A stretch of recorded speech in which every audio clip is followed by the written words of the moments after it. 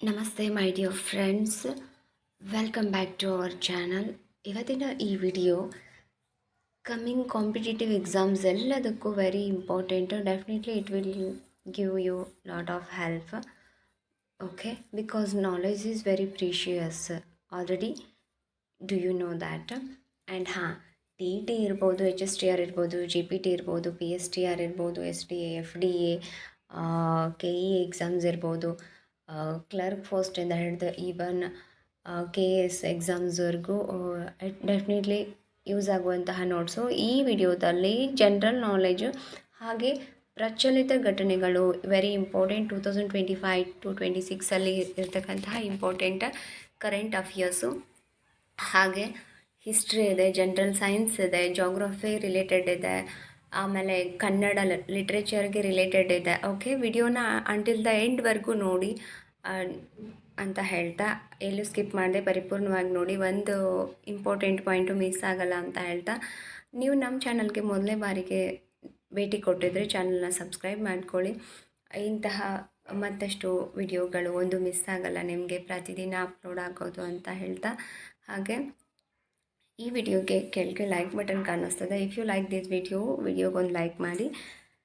ಈ ವಿಡಿಯೋ ಇನ್ನೂ ಇಷ್ಟ ಆಗಿದ್ರೆ ನಿಮ್ಮ ಫ್ರೆಂಡ್ಸ್ಗೆ ಶೇರ್ ಮಾಡಿ, ಅವ್ರಿಗೂ ಹೆಲ್ಪ್ ಆಗಲಿ ಅಂತ ಹೇಳ್ತಾ. ಆ್ಯಂಡ್ ಈಗಾಗಲೇ ಸಾಕಷ್ಟು ನೋಟ್ಸ್ಗಳು ಯೂಟ್ಯೂಬಲ್ಲಿ ಅವೈಲೇಬಲ್ ಇದೆ. ಹಿಯರ್ ಐ ಆಮ್ ಸಜೆಸ್ಟ್, ನಿಜವಾಗ್ಲೂ ನಾನಿಲ್ಲಿ ನಿಮಗೊಂದು ಸಜೆಸ್ಟ್ ಮಾಡ್ತಿದ್ದೀನಿ. ಕೇವಲ ಯೂಟ್ಯೂಬ್ ಕ್ಲಾಸಸ್ಗಳ ಮೇಲೆ ಮಾತ್ರ ಡಿಪೆಂಡ್ ಆಗಬೇಡಿ. It's my own opinion.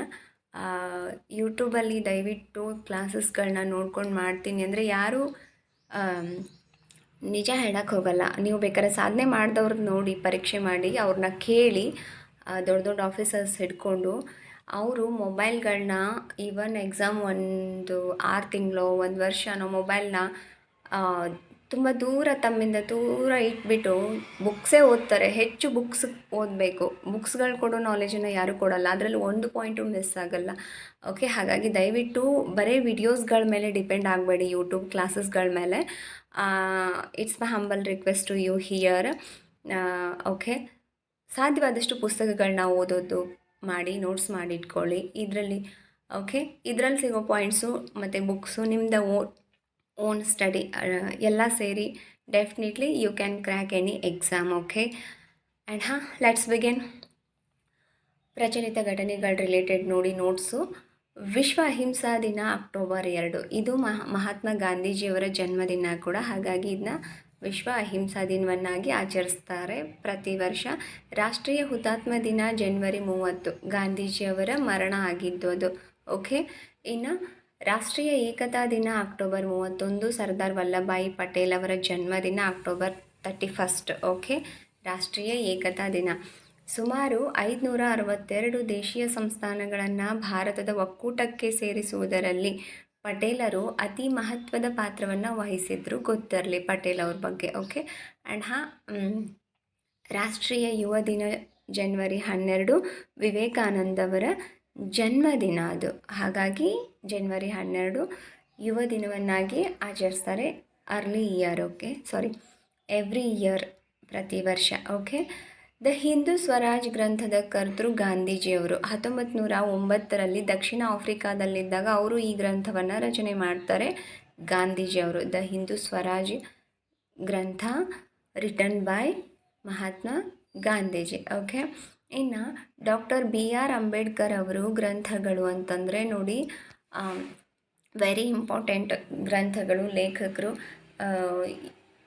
Okay, freedom fighters ಸಾಕಷ್ಟು ಗ್ರಂಥಗಳನ್ನ, ಆತ್ಮಚರಿತ್ರೆಗಳನ್ನ, ಆತ್ಮಕಥನಗಳನ್ನ ಬರೆದಿದ್ದಾರೆ. ವೆರಿ ಇಂಪಾರ್ಟೆಂಟ್ ಅವುಗಳು ಕೂಡ. ಸಾಕಷ್ಟು ಸತಿ ಪ್ರಶ್ನೆಗಳಾಗಿದೆ ಅವುಗಳ ಮೇಲೂ. Okay, don't lose that. ಓದ್ತಾ ಇರಿ, ಸ್ಟಡಿ ಮಾಡ್ಕೊಳ್ಳಿ. ಓಕೆನಾ? ಸೊ ನೆಕ್ಸ್ಟ್ ನೋಡಿ, ಭಾರತದಲ್ಲಿ ಮೊಟ್ಟ ಮೊದಲ ಬಾರಿಗೆ ವಿದೇಶಕ್ಕೆ ಹೋಗಿ ಅರ್ಥಶಾಸ್ತ್ರ ವಿಷಯದಲ್ಲಿ PhD ಪದವಿಯನ್ನು ಪಡೆದ ಮೊದಲಿಗರು ಅಂತಂದರೆ ಅದು ಅಂಬೇಡ್ಕರ್ ಅವರು. ಓಕೆ, ಇವರ 20 ಪುಟಗಳ ಆತ್ಮಕಥನ ಪುಸ್ತಕ ಯಾವುದು ಅಂತಂದರೆ ವೇಟಿಂಗ್ ಫಾರ್ ವೀಸಾ ಅಂತ. ವೇಟಿಂಗ್ ಫಾರ್ ವೀಸಾ ಅನ್ನುವಂಥದ್ದು ಕೇವಲ 20 ಪುಟಗಳ ಒಂದು ಆತ್ಮಕಥನ. ಅದು ವೆರಿ ಇಂಟ್ರೆಸ್ಟಿಂಗ್ ಆಗಿರುವಂಥದ್ದು. ಓಕೆ, ಸೊ ಅದು ನೋಡಿ, PhDನ ಫಸ್ಟ್ ಮೊದಲ ಬಾರಿಗೆ ಪಡ್ಕೊಂಡಂಥವ್ರವರು ಅರ್ಥಶಾಸ್ತ್ರ ವಿಷಯದಲ್ಲಿ. ಓಕೆ, ಅದು ವಿದೇಶಕ್ಕೆ ಹೋಗಿ. ಓಕೆನಾ. ಸತ್ಯಾರ್ಥ ಪ್ರಕಾಶ್ ಗ್ರಂಥವನ್ನು ರಚಿಸಿದವರು ದಯಾನಂದ ಸರಸ್ವತಿ ಅವರು. ದಯಾನಂದ ಸರಸ್ವತಿ ಅವರಿರ್ಬೋದು, ರಾಜಾರಾಮ್ ಮೋಹನ್ ರಾಯರಿರ್ಬೋದು, ಜ್ಯೋತಿಬಾ ಫುಲೆ ಅವರಿರ್ಬೋದು. ಸಾಕಷ್ಟು ಸತಿ ಇವ್ರುಗಳ ಮೇಲೂ ಕ್ವಶನ್ಸ್ಗಳಾಗಿದೆ. ಅವ್ರ ಸಂಸ್ಥೆ ಯಾವ ಸಂಸ್ಥೆ ಕಟ್ಟಿದ್ರು ಅಥವಾ ಅದರದ್ದು ಕಾರ್ಯ ಏನು ಎಲ್ಲ ಸ್ವಲ್ಪ ನೋಡ್ಕೋಬೇಕಾಗ್ತದೆ. ಓಕೆ. ಗೀತಾ ರಹಸ್ಯ ಹಾಗೂ ಆರ್ಕಟಿಕ್ ಆಫ್ ವೇದಾಸ್ ಗ್ರಂಥದ ಕರ್ತೃ ಬಾಲ್ ಗಂಗಾಧರ್ ತಿಲಕ್ ಅವರು. ನೋಡಿ, ಬಾಲ್ ಗಂಗಾಧರ್ ತಿಲಕ್ ಅವರ ಗ್ರಂಥ ಯಾವುದು? ಗೀತಾ ರಹಸ್ಯ ಹಾಗೂ ಆರ್ಕಟಿಕ್ ಆಫ್ ವೇದಾಸ್ ಅನ್ನುವಂತಹ ಕೃತಿಗಳು ಬಾಲ್ ಗಂಗಾಧರ್ ಅವ್ರದ್ದು. ಇನ್ನು ದ ಹಿಂದ್ ಸ್ವರಾಜ್ ಹಾಗೆ ಸತ್ಯಾಗ್ರಹ ಇನ್ ಸೌತ್ ಆಫ್ರಿಕಾ ಅನ್ನುವಂತಹ 2 ಗ್ರಂಥಗಳು ಗಾಂಧೀಜಿಯವರ ಕೃತಿಗಳು. ಇನ್ನು ಸರ್ವೋದಯ ಈ ಪದವನ್ನು ಮೊದಲ ಬಾರಿಗೆ ಬಳಕೆ ಮಾಡಿದವರು ಅಥವಾ ಪರಿಚಯ ಮಾಡಿದವರು ಅಂತಂದರೆ ಗಾಂಧೀಜಿಯವರು. ಓಕೆ. ಈ ಪದವನ್ನು ವಿಶ್ವದಾದ್ಯಂತ ಜನಪ್ರಿಯಗೊಳಿಸಿದವರು ಅಂತಂದರೆ ಜಯಪ್ರಕಾಶ್ ನಾರಾಯಣ್ ಅವರು. ಇಡೀ ಪ್ರಪಂಚಕ್ಕೆಲ್ಲ ಈ ಪದ ಪರಿಚಯ ಆಗೋ ಹಾಗೆ ಮಾಡಿದ್ದು ಜಯಪ್ರಕಾಶ್ ನಾರಾಯಣ್ ಅವರು. ಬಟ್ ಈ ಪದನ ಫಸ್ಟ್ ಪ್ರಯೋಗ ಮಾಡಿದವರು, ದ್ಯಾಟ್ ಮೀನ್ಸ್ ಪ್ರನೌನ್ಸಿಯೇಷನ್ ಬಳಸಿದವರು ಅಂತಂದರೆ ಗಾಂಧೀಜಿಯವರು, ಸರ್ವೋದಯ ಅನ್ನುವಂತಹ ಪದ. ಓಕೆ. ಆ್ಯಂಡ್ ನೆಕ್ಸ್ಟ್ ನೋಡಿ, ಜಾನ್ ರಸ್ಕಿನ್ ರವರ ಪ್ರಸಿದ್ಧ ಕೃತಿ ಅಂಡ್ ಟು ದ ಲಾಸ್ಟ್ ಅಂತ. ಓಕೆ. ಗಾಂಧೀಜಿಯವರ ಆತ್ಮಕಥನ ಮೈ ಎಕ್ಸ್ಪೆರಿಮೆಂಟ್ ವಿತ್ ಟ್ರುತ್ 1921ರಲ್ಲಿ ಇದು ರಚನೆ ಆಗುತ್ತೆ. ಆತ್ಮಕಥನ ಗಾಂಧೀಜಿಯವರು ಬರೀತಾರೆ. ಈ ಗ್ರಂಥವನ್ನು ಕನ್ನಡಕ್ಕೆ ಅನುವಾದ ಮಾಡಿದವರು ಗೋರೂರು ರಾಮಸ್ವಾಮಿ ಅಯ್ಯಂಗಾರ್ ಅವರು. ಓಕೆ. ಅದು ಕನ್ನಡದಲ್ಲಿ ಏನು ಹೆಸರಿದೆ ಅಂದರೆ ನನ್ನ ಸತ್ಯಾನ್ವೇಷಣೆ ಅನ್ನೋ ಹೆಸರಿನಲ್ಲಿ ಅವರು ಅನುವಾದ ಮಾಡಿದ್ದಾರೆ. Okay. My experiment with truth ಅನ್ನುವಂತಹ ಗ್ರಂಥ ಇಂಗ್ಲೀಷಲ್ಲಿರ್ತಕ್ಕಂಥದ್ದು. ಕನ್ನಡದಲ್ಲಿ ಅದನ್ನು ಗೋರೂರು ರಾಮಸ್ವಾಮಿ ಅವರು ಟ್ರಾನ್ಸ್ಲೇಟ್ ಮಾಡಿದ್ದಾರೆ ಕನ್ನಡ ಭಾಷೆಗೆ. ಸೊ ಅದು ನನ್ನ ಸತ್ಯಾನ್ವೇಷಣೆ ಅನ್ನುವಂಥದ್ದು. ಓಕೆ. ಇನ್ನು ನೆಕ್ಸ್ಟ್ ನೋಡಿ, ಇತ್ತೀಚೆಗೆ ಬಿಹಾರದ ಬುದ್ಧಗಯಾ ರಾಜ್ಯದಲ್ಲಿ ಅಂತಾರಾಷ್ಟ್ರೀಯ ತ್ರಿಪಿಟಕ ಜಪ ಸಮಾರಂಭ 2015ರಲ್ಲಿ ಆಯೋಜಿಸಲಾಗಿತ್ತು. ನೋಡಿ, ಇದು current affairs related in history freedom time ಅಂತ ಸ್ವಲ್ಪ ಆಯಿತು. ಸೊ ಇವಾಗ ರಿಲೇಟೆಡ್. ಓಕೆ. Current affairs. 10ನೇ ಅಂತಾರಾಷ್ಟ್ರೀಯ ಗೀತಾ ಮಹೋತ್ಸವ 2025 ಆಚರಿಸಿದ ಪ್ರದೇಶ ಹರಿಯಾಣದ ಕುರುಕ್ಷೇತ್ರದಲ್ಲಿ. ಇದರಲ್ಲಿ ಭಾಗಿಯಾದ ರಾಜ್ಯ ಅಂತಂದರೆ ಮಧ್ಯಪ್ರದೇಶ ಹಾಗೆ ಇಂಗ್ಲೆಂಡ್ ದೇಶ. ಸೊ ಇದು ಪ್ರತಿ ಸಲ ಒಂದೊಂದು ದೇಶದ ಜೊತೆಗೆ ಮಾಡುತ್ತೆ. ಹಾಗಾಗಿ ಈ ಸತಿ ಭಾಗಿಯಾಗಿದ್ದ ದೇಶ ಅಂತಂದರೆ ಅದು ಇಂಗ್ಲೆಂಡ್. ಓಕೆ. 10ನೇ ಅಂತಾರಾಷ್ಟ್ರೀಯ ಗೀತಾ ಮಹೋತ್ಸವ 2025 ಆಚರಿಸಿದ ದೇಶ ಹರಿಯಾಣದ ಕುರುಕ್ಷೇತ್ರದಲ್ಲಿ. ಓಕೆ. ಸೊ ಇಂಗ್ಲೆಂಡ್ ದೇಶದ ಜೊತೆಗೆ ಆಚರಣೆ ಮಾಡಿದೆ ಭಾರತದ ರಾಜ್ಯ. ಓಕೆ. ಸೊ ನೋಡಿ, ಮಧ್ಯಪ್ರದೇಶ್ ಇದರಲ್ಲಿ ಭಾಗಿಯಾದ ರಾಜ್ಯ ಅಂತಂದರೆ ಮಧ್ಯಪ್ರದೇಶ್ ಮತ್ತು ಇಂಗ್ಲೆಂಡ್. ಓಕೆ. ಹರಿಯಾಣ ಕುರುಕ್ಷೇತ್ರದಲ್ಲಿ ನಡೆದಿದೆ. ಓಕೆ. ಇನ್ನು ಸಂಗಾಯಿ ಮಹೋತ್ಸವ ಇತ್ತೀಚೆಗೆ ಮಣಿಪುರ ರಾಜ್ಯದಲ್ಲಿ ಆಚರಿಸಲಾಗಿದೆ. ಸಂಗಾಯಿ ಮಹೋತ್ಸವ ಇತ್ತೀಚೆಗೆ ಆಚರಿಸಲಾದ ರಾಜ್ಯ ಅಂತಂದರೆ ಮಣಿಪುರ. ಓಕೆ. ಜಗನ್ನಾಥೋಟ ಪ್ರಬಲ ತೀರ್ಥಂ ಪುರಾಣ ಪ್ರಸಿದ್ಧ ಮೆರವಣಿಗೆ ಇತ್ತೀಚೆಗೆ ಹಮ್ಮಿಕೊಳ್ಳಲಾದ ರಾಜ್ಯ ಆಂಧ್ರ ಪ್ರದೇಶ್. ನೋಡಿ, ಜಗನ್ನಾಥೋಟ ಪ್ರಬಲ ತೀರ್ಥಂ ಅನ್ನುವಂತಹ ಪುರಾಣ ಪ್ರಸಿದ್ಧವಾದಂತಹ ಮೆರವಣಿಗೆ ಇದು ಇತ್ತೀಚೆಗೆ ಇದು ಎಲ್ಲಿ ನಡೆದಿದೆ ಅಂತಂದರೆ ಆಂಧ್ರ ಪ್ರದೇಶದಲ್ಲಿ ನಡೆದಿದೆ ಈ ಮೆರವಣಿಗೆ. ಓಕೆ, ಉತ್ಸವ. ಓಕೆ, ನೆಕ್ಸ್ಟ್ ನೋಡಿ, 2024-25ನೇ ಸಾಲಿನಲ್ಲಿ ಅತಿ ಹೆಚ್ಚು ಪ್ರವಾಸಿಗರು ಭೇಟಿ ನೀಡಿದ ಭಾರತದ ಪ್ರವಾಸಿ ಸ್ಥಳ ಅಂತಂದರೆ ಅದು ತಾಜ್ ಮಹಲ್. ಓಕೆ, 62.6 ಲಕ್ಷ ಜನ ಭೇಟಿ ಕೊಟ್ಟಿದ್ದಾರೆ. ಓಕೆ, 2024-25ನೇ ಸಾಲಿನಲ್ಲಿ. ಇನ್ನು 2ನೇ ಸ್ಥಾನದಲ್ಲಿ ಭೇಟಿ ಕೊಟ್ಟಂತಹ ಪ್ರವಾಸಿಗರು ಅಂತಂದರೆ ಕೊನಾರ್ಕ್ ದೇವಾಲಯ, ಅದು ಸೂರ್ಯ ದೇವಾಲಯ, ಕೊನಾರ್ಕ್ನ ಸೂರ್ಯ ದೇವಾಲಯ. ಇನ್ನು 3ನೇ ಸ್ಥಾನದಲ್ಲಿ ಇರ್ತಕ್ಕಂಥದ್ದು ಓಕೆ 3ನೇ ಸ್ಥಾನದಲ್ಲಿ ಇರ್ತಕ್ಕಂಥದ್ದು ಕುತುಬ್ ಮಿನಾರ್. ಓಕೆ, ಓಣಂ ಮಹೋತ್ಸವ ಆಚರಿಸುವ ರಾಜ್ಯ ಕೇರಳ, ಹಾಗೆ ಬದುಕಮ್ಮ ಅನ್ನುವಂತಹ ಮಹೋತ್ಸವವನ್ನು ಆಚರಿಸುವ ರಾಜ್ಯ ತೆಲಂಗಾಣ. ಓಕೆ, ಇತ್ತೀಚೆಗೆ ಆಚರಿಸಲಾಗಿದೆ ಈ ಮಹೋತ್ಸವಗಳನ್ನ, ಪ್ರಚಲಿತ ಘಟನೆಯಲ್ಲಿ ರಿಲೇಟೆಡ್ ಇದು. ಓಕೆ, ಓಣಂ ಅನ್ನುವಂಥದ್ದು ರಿಲೇಟೆಡ್ ಕೇರಳ. ಓಕೆ, ಇನ್ನು ಬದುಕಮ್ಮ ಅನ್ನುವಂಥದ್ದು ರಿಲೇಟೆಡ್ ಟು ದ ತೆಲಂಗಾಣ ರಾಜ್ಯ. ಓಕೆ, ಇನ್ನು ತೆದಂಗೋಲೋರಂ ಪಾತ್ ಭಾರತದ ಬುಡಕಟ್ಟು ಜನಾಂಗಗಳ ಪಾರಂಪರಿಕ ಉತ್ಸವವಾದಂತಹ ಇದನ್ನು ಇತ್ತೀಚೆಗೆ ಆಚರಿಸಲಾದಂತಹ ರಾಜ್ಯ ಅಂತಂದರೆ ಸಿಕ್ಕಿಂ. ಓಕೆ, ಇದನ್ನು ಪರ್ವತದ ಪ್ರಾರ್ಥನೆ ಮಾಡ್ತಾರೆ. ಓಕೆ, ಪರ್ವತಗಳ ಪ್ರಾರ್ಥನೆ ಮಾಡುವಂತಹ ಉತ್ಸವ ಇದು. ಓಕೆ, ಸೊ ನೆಕ್ಸ್ಟ್ ನೋಡಿ, ಇದು ಸ್ವಲ್ಪ ರಿಲೇಟೆಡ್, ಇದು GK ಮತ್ತು ಸೈನ್ಸ್, ಜನರಲ್ ಸೈನ್ಸು ಶುರು ಆಗ್ತದೆ ಇನ್ನು. ಓಕೆ, ನಿಮಗೆ ವೆರಿ ಇಂಪಾರ್ಟೆಂಟ್. ಓಕೆ, ಕರ್ನಾಟಕ ರಾಜ್ಯದ ಮರ ಅಂತಂದರೆ ಅದು ಶ್ರೀಗಂಧದ ಮರ. ಕರ್ನಾಟಕ ರಾಜ್ಯದ ನೃತ್ಯ ಯಕ್ಷಗಾನ. ಭಾರತದ ಹೆಬ್ಬಾಗಿಲು ಅಂತ ಮುಂಬೈಗೆ ಕರೀತಾರೆ, ಗೊತ್ತಿರಲಿ. ನೀರಿನ ಶುದ್ಧ ರೂಪ ಮಳೆ ನೀರು. ಓಕೆ, ಅತ್ಯಂತ ದೊಡ್ಡ ಖಂಡ ಏಷ್ಯಾ ಖಂಡ. ಓಕೆ, ಇನ್ನು ಕನ್ನಡದ ಮೊದಲ ವಚನಕಾರ ದೇವರ ದಾಸಿಮಯ್ಯನವರು. ಭಾರತದ ಪ್ರಥಮ ಮಹಿಳಾ ರಾಷ್ಟ್ರಪತಿ ಪ್ರತಿಭಾ ಪಾಟೀಲ್ ಅವರು. ಓಕೆ, ಭಾರತದ ಪ್ರತಿಯೊಂದು ಕ್ಷೇತ್ರದಲ್ಲಿ ಮಹಿಳೆಯರು ಮಾಡಿರ್ತಕ್ಕಂತಹ ಸಾಧನೆಗಳಿರ್ಬೋದು, ಹಾಗೆ ಇಲ್ಲಿ ವಚನ ಸಾಹಿತ್ಯ ಇರ್ಬೋದು, ದಾಸ ಸಾಹಿತ್ಯ ಇರ್ಬೋದು, ರಿಲೇಟೆಡ್ ಕವಿಗಳಿರ್ಬೋದು, ಆ ದಾಸ ಸಾಹಿತ್ಯ ಕೀರ್ತನೆಕಾರರಿರ್ಬೋದು, ಅವರ ಅಂಕಿತ ನಾಮಗಳಿರ್ಬೋದು, ಅನ್ವರ್ಥ ನಾಮಗಳಿರ್ಬೋದು. ವ್ಯಕ್ತಿಗಳಿಗಷ್ಟೇ ಅಲ್ಲ, ಸ್ಥಳಗಳಿಗೂ ಅನ್ವರ್ಥ ನಾಮಗಳಿದೆ. Very important. ಓಕೆ, ನಾವು ಎಲ್ಲ ವಿಡಿಯೋದಲ್ಲೂ ಸ್ವಲ್ಪ ಮಾಡ್ತಾ ಇದ್ದೇವೆ. ಓಕೆ, ನೋಡ್ತಾ ಇರಿ, ಎಲ್ಲ ಕಡೆ ನಿಮಗೆ ನೋಟ್ಸ್ ಸಿಗುತ್ತದೆ. ಇವಾಗ ನೋಟ್ಸ್ ಮಾಡಲಿಕ್ಕೆ ಏನು ಕಷ್ಟ ಇಲ್ಲ, ನಿಮಗೆ ಸಾಕಷ್ಟು ಪುಸ್ತಕಗಳು ಅವೈಲೇಬಲ್ ಇದೆ, ನೋಟ್ಸ್ಗಳು ಸಿಗ್ತದೆ. ಓಕೆ, ಸೊ ನೋಡಿ, ಒಬ್ಬರದ್ದು ಬಿಟ್ಟು ಒಬ್ಬರದ್ದು ವಿಡಿಯೋ ನೀವು ಹೇಗೆ ನೋಡ್ತಿರೋ ನಿಮ್ಮ ಇಷ್ಟ, ಅಥವಾ ಪುಸ್ತಕಗಳನ್ನ ತಗೊಂಡು ಓದ್ತಿರೋ, ಬಟ್ ಸ್ಟಡಿನ ಮಾತ್ರ ರೆಗ್ಯುಲರಾಗಿ ಚೆನ್ನಾಗಿ ಮಾಡಿ. ಓಕೆ, ನೆಕ್ಸ್ಟ್ ನೋಡಿ, ಇನ್ನು ಖಂಡಗಳಂತ ಬಂದಾಗ ನೋಡಿ, ವೆರಿ ಇಂಪಾರ್ಟೆಂಟ್ ಎಲ್ಲ ಖಂಡಗಳ ಬಗ್ಗೆ.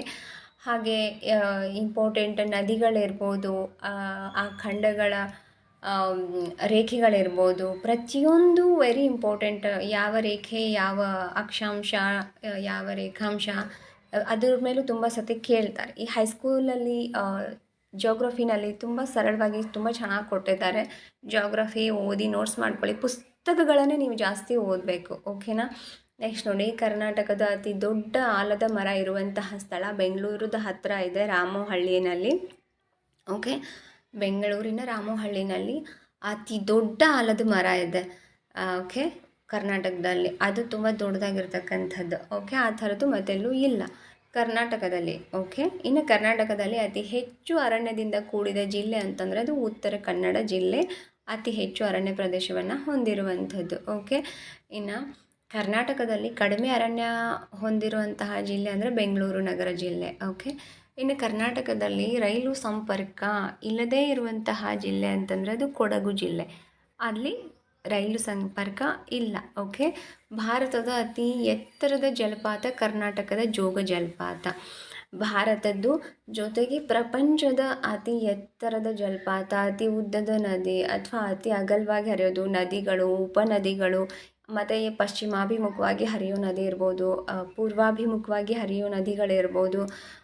ಸೊ ಈ ಥರ ನೀವು ಇನ್ ಡೆಪ್ತಾಗಿ ನೀವು ಚೆನ್ನಾಗಿ ಸ್ಟಡಿ ಮಾಡಿದ್ರೆ, ಒಂದು ಪಾಯಿಂಟ್ ಅಂತ ಬಂದಾಗ ನೀವು ಪುಸ್ತಕಗಳನ್ನ ತಗೊಂಡು ಓದ್ಲಿಕ್ಕಾದ್ರೆ ಇದೆಲ್ಲ ನೋಟ್ಸ್ಗಳು ಸಿಗುತ್ತೆ. ಓಕೆ, ಇದನ್ನು ನಾವು ಒಂದೊಂದೇ ಪಾಯಿಂಟ್ ಮಾಡಿರ್ತೀವಿ, ಅಥವಾ ಕ್ಲಾಸಸ್ ಲೈವ್ ಕ್ಲಾಸಸ್ ನೀವು ನೋಡಿದ್ರೆ ಅವರು ಪೂರ್ತಿಯಾಗಿ ನಿಮಗೆ ಹೇಳ್ತಾರೆ. ಬಟ್ ಅಷ್ಟು ನೀವು ಡೀಪಾಗಿ ಅಷ್ಟು ಕೂತ್ಕೊಂಡು ಮೊಬೈಲಿಗೆ ಎಡಿಕ್ಟ್ ಆಗೋ ಬದಲಿ ಪುಸ್ತಕಗಳನ್ನೇ ಓದಿದ್ರೆ ಈವನ್ ನಿಮಗೆ ಕಣ್ಣಿಗೂ ಆರೋಗ್ಯ, ಮೆಮೊರಿ ಪವರು ಹೆಚ್ಚಾಗ್ತದೆ, ಏಕಾಗ್ರತೆಯೂ ಬರ್ತದೆ. So that purpose I am telling that only. Okay, don't take any mistake about my talking. Okay, so next ನೋಡಿ, ಈ ಥರ ನೀವು ಮೇನ್ ಪಾಯಿಂಟ್ಗಳನ್ನ ಮಾಡೋದು ಬಹಳ ಇಂಪಾರ್ಟೆಂಟ್ ಆಗುತ್ತೆ. ನೀವು ಪುಸ್ತಕಗಳನ್ನ ಓದ್ತಾ ಇದ್ದರೆ ನಿಮ್ಮ ಮೆಮೊರಿನಲ್ಲಿ ಅದೇ ಸ್ಟೋರೇಜ್ ಆಗ್ತಾ ಹೋಗ್ತದೆ. ಓಕೆ, ಇನ್ನು ಪಂಚನದಿಗಳ ನಾಡು ಅಂತಂದರೆ ಪಂಜಾಬ್, ಯಾಕಂದರೆ ಅಲ್ಲಿ 5 ನದಿಗಳು ಇರ್ತಕ್ಕಂಥದ್ದು. ಸೊ ದ್ಯಾಟ್ ಪರ್ಪಸ್ ಅದನ್ನು ವಿ ಕಾಲ್ ದ್ಯಾಟ್ ಪಂಜಾಬ್ ಅಂತ ಕರಿತೀವಿ. ಓಕೆ, ಸೊ ನೋಡಿ, ಅತಿ ಚಿಕ್ಕ ಪಕ್ಷಿ ಅಂತಂದರೆ ಅದು ಹಮ್ಮಿಂಗ್ ಬರ್ಡ್ ಅತ್ಯಂತ ಚಿಕ್ಕ ಪಕ್ಷಿಗಳಲ್ಲ. ಇನ್ನು ಪ್ರಪಂಚದ ಅತ್ಯಂತ ದೊಡ್ಡ ದೇಶ ಅಂತಂದರೆ ಅದು ರಷ್ಯಾ ದೇಶ ವಿಸ್ತೀರ್ಣದಲ್ಲಿ. ಓಕೆ, ವಿಸ್ತೀರ್ಣದಲ್ಲಿ ರಷ್ಯಾ ಅತಿ ದೊಡ್ಡ ದೇಶ. ಇನ್ನು ಜನಸಂಖ್ಯೆಯಲ್ಲಿ ಯಾವುದು ಮೊದಲನೇ ಸ್ಥಾನದಲ್ಲಿದೆ, 2ನೇ ಸ್ಥಾನದಲ್ಲಿದೆ. ಅದು ಬಹಳ ಇಂಪಾರ್ಟೆಂಟ್ ಆಗಿರುತ್ತೆ. ಹಾಗೆ ಎಕನಾಮಿಕಲಿನೂ ಸಾಕಷ್ಟು ನೋಟ್ಸ್ಗಳಿದೆ, ನೀವು ಮಾಡಲೇಬೇಕು, ಓದಬೇಕು ಚೆನ್ನಾಗಿ. ಓಕೆ, ಇನ್ನು ಬಿಳಿ ಆನೆಗಳ ನಾಡು ಅಂತ ಥೈಲ್ಯಾಂಡಿಗೆ ಹೇಳ್ತಾರೆ. ಥೈಲ್ಯಾಂಡಲ್ಲಿ ಬಿಳಿ ಆನೆಗಳು ಚೆನ್ನಾಗಿ ಇರ್ತಕ್ಕಂಥದ್ದು. ಇನ್ನು ವಿಶ್ವದಲ್ಲಿ ಅತ್ಯಂತ ಉದ್ದವಾದ ನದಿ ಅಂತಂದರೆ ಅದು ನೈಲ್ ನದಿ.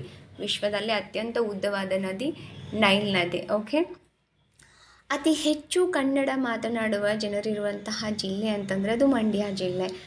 ಕನ್ನಡದ ಮೊದಲ ರಾಷ್ಟ್ರಪತಿ ಎಂ ಗೋವಿಂದ ಪೈ ಅವರು. ಕರ್ನಾಟಕ ರಾಜ್ಯದ ಆಡಳಿತ ಭಾಷೆ, already do you know that, Kannada. Okay, so Kannada ಆಯಾ ರಾಜ್ಯಗಳಲ್ಲಿ ಆಯಾ ಭಾಷೆಗೆ ಸಂಬಂಧಪಟ್ಟ ಹಾಗೆಯೇ ರಾಜ್ಯಗಳ ರಚನೆ ಆಗಿದೆ. ಭಾಷೆಗಳ ಆಧಾರದ ಮೇಲೆ ರಾಜ್ಯಗಳು ವಿಂಗಡಣೆ ಆಗಿದೆ. ಸೊ ಕನ್ನಡದಲ್ಲಿ ಆಡಳಿತ ಭಾಷೆ ಕನ್ನಡ, ಆದರೆ ಮಾತನಾಡೋದು ಕಡಿಮೆ, ಕನ್ನಡ ಮಾತನಾಡೋದು ಕಡಿಮೆ. ಓಕೆ, ಇಲ್ಲಿ ಎಲ್ಲ ಥರದ ಜನ ಇದ್ದಾರೆ, ಬಟ್ ಕೆಲವರು ಕನ್ನಡ ಬಂದ್ರೂ ಮಾತನಾಡೋದಿಲ್ಲ. ಅದು ದುರ್ದೈವ ಅಂತ ಹೇಳ್ಬೋದು, ಕನ್ನಡ ಮಾತನಾಡಲ್ಲ ಬಂದರೂ ಕೂಡ. ಓಕೆ, ಸೊ ನೆಕ್ಸ್ಟ್ ನೋಡಿ, ವೆರಿ ಇಂಪಾರ್ಟೆಂಟಾ,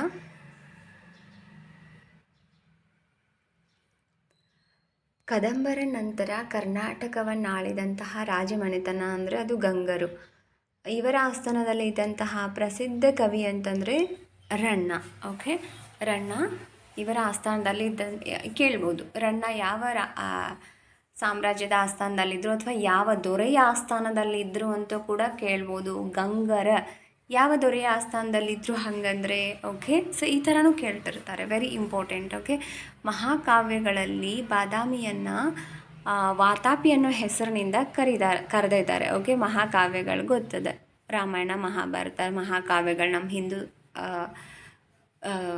ಇದರಲ್ಲಿ. ಓಕೆನಾ, ಸನಾತನ ಧರ್ಮದಲ್ಲಿ. ಓಕೆನಾ, ನೆಕ್ಸ್ಟ್ ನೋಡಿ, ವಾತಾಪಿ ಅಂತಂದ್ರೆ ಅದು ಬಾದಾಮಿ. ಓಕೆ, ನೆಕ್ಸ್ಟ್ ನೋಡಿ, ಕರ್ನಾಟಕದಲ್ಲಿ ಹುಟ್ಟಿ ಉತ್ತರದ ಹಿಮಾಲಯದ ಪರ್ವತದವರೆಗೂ ಆಳ್ವಿಕೆ ಮಾಡಿ ಕರ್ನಾಟಕದ ಕೀರ್ತಿಯನ್ನು ಹೆಚ್ಚಿಸಿದಂತಹ ರಾಜಮನೆತನ ಅಂತಂದರೆ ರಾಷ್ಟ್ರಕೂಟರು. ಓಕೆ, ರಾಷ್ಟ್ರಕೂಟರು ನೋಡಿ, ಕರ್ನಾಟಕದಲ್ಲಿ ಹುಟ್ಟಿ ಉತ್ತರದ ಹಿಮಾಲಯದ ಪರ್ವತದವರೆಗೂ ಆಳ್ವಿಕೆಯನ್ನು ಮಾಡಿ ಕರ್ನಾಟಕದ ಕೀರ್ತಿ ಬೆಳಗಿಸಿದಂತಹ ರಾಜಮನೆತನ ಯಾವುದು ಅಂದರೆ ಅದು ರಾಷ್ಟ್ರಕೂಟರು.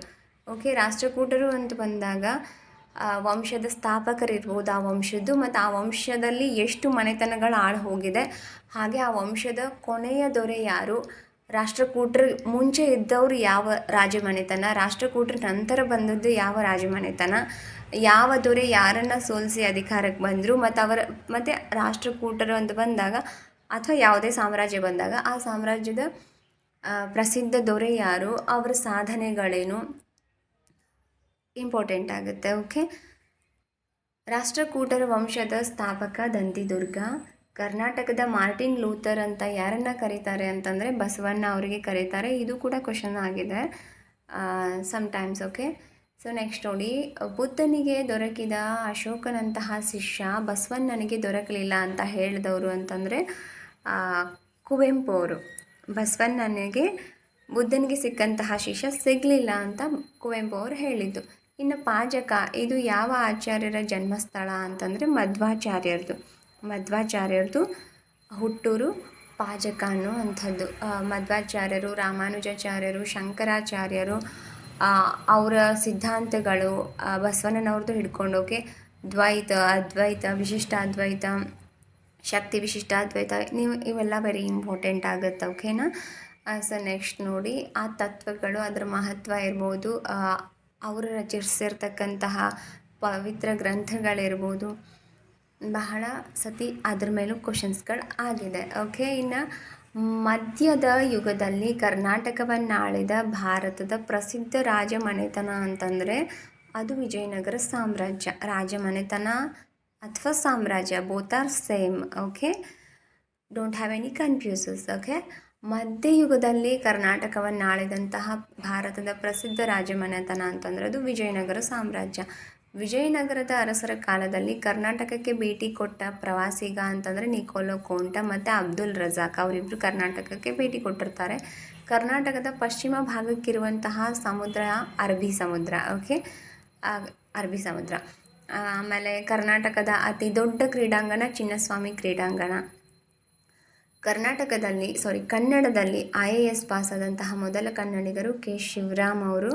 ಕರ್ನಾಟಕ ಭಾರತದ ದಕ್ಷಿಣ ಭಾಗದಲ್ಲಿ ಇದೆ, ಗೊತ್ತಿರಲಿ. ದಕ್ಷಿಣ ಪತೇಶ್ವರ ಅಂತ ಎರಡನೇ ಪುಲಿಕೇಸಿಗೆ ಕರೀತಾರೆ. ಉತ್ತರ ಪತೇಶ್ವರ ಅಂತ ಹರ್ಷವರ್ಧನನಿಗೆ ಕರೀತಾರೆ. ನರ್ಮದಾ ನದಿ ಕಾಳಗ ಚಾಲುಕ್ಯ ದೊರೆ ಎರಡನೆಯ ಪುಲಿಕೇಶಿ ಮತ್ತು ಹರ್ಷವರ್ಧನನ ನಡುವೆ ನಡೆಯುತ್ತದೆ. ಓಕೆ. ಕನ್ನಡದಲ್ಲಿ ಸಿದ್ಧವಾದಂತಹ ಮೊದಲ ವಾಕ್ಚಿತ್ರ ಅಂತಂದರೆ ಸತಿ ಸುಲೋಚನ. ಇದು ಮೊಟ್ಟ ಮೊದಲ ಬಾರಿಗೆ ಸಿದ್ಧವಾದಂತಹ ವಾಕ್ಚಿತ್ರ. ಓಕೆ. Very important. ಈ ಕ್ರೀಡಾಂಗಣಗಳಿರ್ಬೋದು, ಅವುಗಳಿರ್ತಕ್ಕಂತಹ ಸ್ಥಳ ಇರ್ಬೋದು, ಅದು ಹೊಂದಿಸಿ ಬರೆಯಲ್ಲಿ ಕೊಡೋ ಚಾನ್ಸಸ್ಗಳಿರುತ್ತೆ. ಈ ಕ್ರೀಡಾಂಗಣಗಳು ಅಥವಾ ನದಿಗಳು ಸೃಷ್ಟಿಸಿದಂತಹ ಜಲಪಾತ ಅಂದರೆ ಯಾವ ಜಲಪಾತ ಯಾವ ನದಿಗಿದೆ ಅಥವಾ ಈ ಥರ ಎಲ್ಲ ಕೇಳ್ತಿರ್ತಾರೆ. ಅದು ಹೊಂದಿಸಿ ಬರೆಯಲ್ಲಿ ಕೇಳ್ತಾರೆ, ಯಾಕಂದರೆ ಅವರು ಟೈಮ್ ತಗೋಬೇಕಿರ್ತದಲ್ವಾ ಕಾಂಪಿಟೇಟರ್ಸ್ ಕಡೆಯಿಂದ ಜಾಸ್ತಿ. ಹಾಗಾಗಿ ಹೇಳಿಕೆಗಳಲ್ಲಿ ಕೊಡೋ ಚಾನ್ಸಸ್ ಇರ್ತದೆ. ಹಾಗೆ ಪಶ್ಚಿಮಕ್ಕೆ ಬರೋ ರಾಜ್ಯಗಳು ಯಾವುದು ಭಾರತದ, ಹಾಗೆ ಎಲ್ಲ ದಿಕ್ಕುಗಳಲ್ಲೂ ಓಕೆ ಯಾವ್ಯಾವ ರಾಜ್ಯ ಎಲ್ಲಿ ಬರ್ತದೆ ಅದು ಕೂಡ ವೆರಿ ಇಂಪಾರ್ಟೆಂಟ್. ಇನ್ನು ನೆಕ್ಸ್ಟ್ ನೋಡಿ, ಮರಳುಗಾಡಿನ ಪ್ರದೇಶದ ನೈಸರ್ಗಿಕ ಸಸ್ಯ ವರ್ಗಕ್ಕೆ ಒಂದು ಲಕ್ಷಣ ಅಂತಂದರೆ ಅಂದರೆ ಮರಳುಗಾಡಿನ ಪ್ರದೇಶದ ನೈಸರ್ಗಿಕ ಸಸ್ಯದ ಒಂದು ಲಕ್ಷಣ. ಓಕೆ. ಅವುಗಳು ಬಹು ಆಳದವರೆಗೆ ಬೇರುಗಳನ್ನು ಹೊಂದಿರ್ತದೆ. ಇದು ಹೈಸ್ಕೂಲದ್ದು ಜಿಯೋಗ್ರಫಿ ರಿಲೇಟೆಡ್ ನೋಟ್ಸ್. ಓಕೆ. ಅವುಗಳು ಆಳದವರೆಗೂ ಬೇರುಗಳನ್ನು ಹೊಂದಿರುತ್ತೆ. ತುಂಬ ಬೇರುಗಳು ಇರ್ತದೆ ಭೂಮಿನಲ್ಲಿ. ಮರಳುಗಾಡಿನ ಪ್ರದೇಶದ ನೈಸರ್ಗಿಕ ಸಸ್ಯವರ್ಗದ ಒಂದು ಲಕ್ಷಣ. ಓಕೆ. ಇನ್ನೂ ಇದೆ, ನೀವು ಪುಸ್ತಕ ಓದಿದ್ರೆ ತುಂಬ ಚೆನ್ನಾಗಿ ನೀವೇ ಪ್ರಿಪೇರ್ ಆಗ್ತೀರ. ಅಂದರೆ ಡೀಪಾಗಿ ಪಾಠ ಹೇಳುವಾಗ ಹೇಳಿರ್ತೇನೆ, ನಾನು ಕೂಡ ಪಾಠ ಹೇಳ್ತಾ ಇದ್ದೇನೆ ಹೈಸ್ಕೂಲದ್ದೆಲ್ಲ ಹಿಸ್ಟ್ರಿ, ಅದರಲ್ಲೇ ಡೀಪಾಗಿರ್ತದೆ. ಇವಾಗ ಮೇನ್ ಪಾಯಿಂಟ್ ನಾನು ಮಾಡ್ತಾ ಇದ್ದೇನೆ ಅಷ್ಟೇ. ಓಕೆನಾ. ನೀವು ನೋಡ್ತಾ ಹೋಗಿ ಕ್ಲಾಸಸ್ಗಳನ್ನ. ಆಸ್ಟ್ರೇಲಿಯಾ ಖಂಡದಲ್ಲಿ ಶೀತಸಾಗರ ಪ್ರವಾಹ ಹರಿಯುವ ಪ್ರದೇಶ ಅಂತಂದರೆ ಅದು ಪಶ್ಚಿಮ ಭಾಗದಲ್ಲಿ ಶೀತಸಾಗರ ಪ್ರವಾಹ ಹರಿತದೆ. ಅದು ಆಸ್ಟ್ರೇಲಿಯಾ ಖಂಡದ ಪಶ್ಚಿಮ ಭಾಗದಲ್ಲಿ ಶೀತಸಾಗರ ಪ್ರವಾಹ ಹರಿತದ. ಓಕೆ. ಇನ್ನು ಆಸ್ಟ್ರೇಲಿಯಾ ಖಂಡದ ಅತಿ ದೊಡ್ಡ ಸರೋವರ ಮತ್ತು ಅತ್ಯಂತ ತೆಗ್ಗಿನಲ್ಲಿ ಇರತಕ್ಕಂತಹ ಸರೋವರ ಅಂತಂದರೆ ಅದು ಐರ್ ಸರೋವರ. ಓಕೆ. ಹಾಗೆ ಪಶ್ಚಿಮ ಭಾಗದಲ್ಲಿ ಪ್ರಪಂಚದ ಅತಿ ದೊಡ್ಡ ಏಕಶಿಲೆಯಾದಂತಹ ಆಯಸ್ದ ಉಲ್ಲೂರ್ ಅನ್ನುವಂತಹ ಶಿಲೆ ಇದೆ. ಓಕೆ. ಆಸ್ಟ್ರೇಲಿಯಾದ ದಕ್ಷಿಣ ಭಾಗದಲ್ಲಿ ಇರುವ ವಾಯುಗುಣ ಉಷ್ಣವಲಯ ಮತ್ತು ಉಪಉಷ್ಣವಲಯದ ವಾಯುಗುಣ ಇದೆ. ಆಸ್ಟ್ರೇಲಿಯಾದ ದಕ್ಷಿಣ ಭಾಗಕ್ಕೆ ಯಾವ ಥರ ವಾಯುಗುಣ ಇದೆ ಅಂತ ಕೇಳ್ಬೋದು. ಓಕೆ. ಇನ್ನು ಪಂಪಾ ಕವಿಯ ಬಿರುದುಗಳು ಅಂತಂದರೆ ಆದಿಕವಿ ಮತ್ತು ನಾಡೋಜ ಮತ್ತು ಆದಿಕವಿ ಅನ್ನುವಂತಹ ಎರಡು ಬಿರುದುಗಳು ಪಂಪ ಕವಿಗಳಿಗೆ ಇತ್ತು. ಓಕೆ. ಇನ್ನು ಲಕ್ಷ್ಮೀಶನಿಗೆ ಉಪಮಾಲೋಲ ಅಂತ ಇದ್ದರು, ನಾದಲೋಲ ಅಂತ ಇದ್ದರು. ಹಾಗೆ ಕರ್ನಾಟಕ ಕವಿ ಚರಿತಂ. ಓಕೆ. ನೆಕ್ಸ್ಟ್ ನೋಡಿ, ಜ್ಞಾನಪೀಠ ಪ್ರಶಸ್ತಿ ಪಡೆದ ಮೊದಲ ಲೇಖಕಿ ಆಶಾ ಪೂರ್ಣದೇವಿ. ಅದು ಬೆಂಗಾಳಿ ಭಾಷೆಯಲ್ಲಿ. ಓಕೆ. ಈ 1976ರಲ್ಲಿ ಅವರಿಗೆ ಆ ಪ್ರಶಸ್ತಿ ಸಿಕ್ಕಿದೆ, ಜ್ಞಾನಪೀಠ ಪ್ರಶಸ್ತಿ. ನಿರುಪಮಾ ಇದು ಶ್ರೀಮತಿ ಪದ್ಮರಾಮಚಂದ್ರ ರಾವ್ ಅವರ ಕಾವ್ಯನಾಮ. Just few minutes ago I told that ಕಾವ್ಯನಾಮಗಳು, ಅಂಕಿತ ನಾಮಗಳಿರ್ಬೋದು, ಅನ್ವರ್ಥ ನಾಮಗಳಿರ್ಬೋದು, ಪ್ರಸಿದ್ಧ ವ್ಯಕ್ತಿಗಳಿಗೆ ಇರತಕ್ಕಂಥದ್ದು. ಅದು ವೆರಿ ಇಂಪಾರ್ಟೆಂಟ್ ಆಗಿರುತ್ತೆ. ಓಕೆ. ನೋಡ್ತಾ ಇರಿ, ಅದು ಕೂಡ ನೋಟ್ಸು. ಹಾಗೆ ನಿರುಪಮಾ ಅವ್ರದ್ದು. ಓಕೆ. ನಿರುಪಮಾ ಅನ್ನುವಂಥದ್ದು ಶ್ರೀಮತಿ ಪದ್ಮರಾಮಚಂದ್ರ ರಾವ್ ಅವರ ಕಾವ್ಯನಾಮ. ನಿರುಪಮಾ ಅನ್ನೋ ಹೆಸರಿನಿಂದ ಅವರು ಕೃತಿಗಳನ್ನ ಬರೆದಿದ್ದಾರೆ. ಇನ್ನು ನಿರಂಜನ ಅನ್ನುವಂಥದ್ದು ಕುಲಕುಂದ ಶಿವರಾಯರ ಕಾವ್ಯನಾಮ. ನೋಡಿ, ನಿರಂಜನ ಅನ್ನುವಂಥದ್ದು ಕುಲಕುಂದ ಶಿವರಾಯರ ಕಾವ್ಯನಾಮ. ಇನ್ನು ಶಂಭುಲಿಂಗ ಅನ್ನುವಂಥದ್ದು ನಿಜಗುಣ ಶಿವಯೋಗಿಗಳ ಅಂಕಿತ ನಾಮ. ಕಾವ್ಯನಾಮ ಬೇರೆ, ಅಂಕಿತ ನಾಮ ಬೇರೆ. ಓಕೆ. ನೋಡಿ, ಶಂಭುಲಿಂಗ ಅನ್ನುವಂಥದ್ದು ನಿಜಗುಣ ಶಿವಯೋಗಿಗಳ ಅಂಕಿತ ನಾಮ. ಇನ್ನು ಕರ್ನಾಟಕ ಪ್ರಹಸನ ಪಿತಾಮಹ ಅಂತ TP ಕೈಲಾಸಂ ಅವ್ರಿಗೆ ಇದ್ದಂತಹ ಬಿರುದುಗಳು, ಅದು ಕೂಡ ಓಕೆ ಇಂಪಾರ್ಟೆಂಟ್. ಬಿರುದುಗಳು ಕರ್ನಾಟಕ ಪ್ರಹಸನ ಪಿತಾಮಹ ಅಂತ ಯಾರಿಗೆ ಕರಿತಾ ಇದ್ರು ಅಂದರೆ TP ಕೈಲಾಸಂ ಅವ್ರಿಗೆ ಕರಿತಾ ಇದ್ರು. ಯಾರು ಇವರು TP ಕೈಲಾಸಂ ಅವರು? ಈ ಥರನೂ ಅವ್ರ ಬಗ್ಗೆ ಸ್ವಲ್ಪ ನೋಡ್ಕೋಬೇಕಾಗ್ತದೆ. ಓಕೆನಾ. ಇನ್ನು CNA ರಾವ್ ಅವರು ಕನ್ನಡ ನಾಡಿನ ಖ್ಯಾತ ರಸಾಯನ ವಿಜ್ಞಾನಿ. ಇವರು ಕನ್ನಡ ನಾಡಿನ ಖ್ಯಾತ ರಸಾಯನ ವಿಜ್ಞಾನಿ, ವೆರಿ ಇಂಪಾರ್ಟೆಂಟ್. ಓಕೆ, ಕನ್ನಡದಲ್ಲಿ ಬಹಳ ಪ್ರಸಿದ್ಧ ವಿಜ್ಞಾನಿಗಳಿದ್ದಾರೆ, CV ರಾಮನ್ ಅವ್ರು ಹಿಡ್ಕೊಂಡು. ಓಕೆ, ನೋಡ್ತಾ ಇರಿ. ಐ ಹೋಪ್ ನಾನು ಇಲ್ಲಿಗೆ ಈ ವಿಡಿಯೋ ಮುಗಿಸ್ತಾ ಇದ್ದೀನಿ. ಓಕೆ, ಸೊ ಈ ಮಾಹಿತಿ ನಿಮ್ಗೆ ಇಷ್ಟ ಆಗಿದೆ ಅಂತ ನಾನು ಭಾವಿಸ್ತೇನೆ. ಓಕೆ, ಚಾನಲ್ನ ಸಬ್ಸ್ಕ್ರೈಬ್ ಮಾಡ್ಕೊಳ್ಳಿ, ವಿಡಿಯೋಗೊಂದು ಲೈಕ್ ಮಾಡಿ. ಈ ವಿಡಿಯೋ ನಿಮಗೆ ಯೂಸ್ಫುಲ್ ಅನಿಸಿದ್ರೆ ನಿಮ್ಮ ಫ್ರೆಂಡ್ಸ್ಗೆ ಶೇರ್ ಮಾಡಿ ಅಂತ ಹೇಳ್ತಾ, ವಿಡಿಯೋನ ಇಲ್ಲಿವರೆಗೂ ನೋಡಿದ್ದಕ್ಕೆ ಧನ್ಯವಾದಗಳು. ಹೆಚ್ಚಿನ ಮಾಹಿತಿಯೊಂದಿಗೆ ಮತ್ತೆ ಮುಂದಿನ ವಿಡಿಯೋದಲ್ಲಿ ಸಿಗೋಣ. ಹೈಸ್ಕೂಲ್ ಕ್ಲಾಸಸ್ಗಳನ್ನ ಮಾಡ್ತಾ ಇದ್ದೀವಿ, ನೋಡ್ತಾ ಇರಿ. Thank you so much for watching this video. Once again subscribe and share and like this video. Thank you so much. See you in the next video. Until the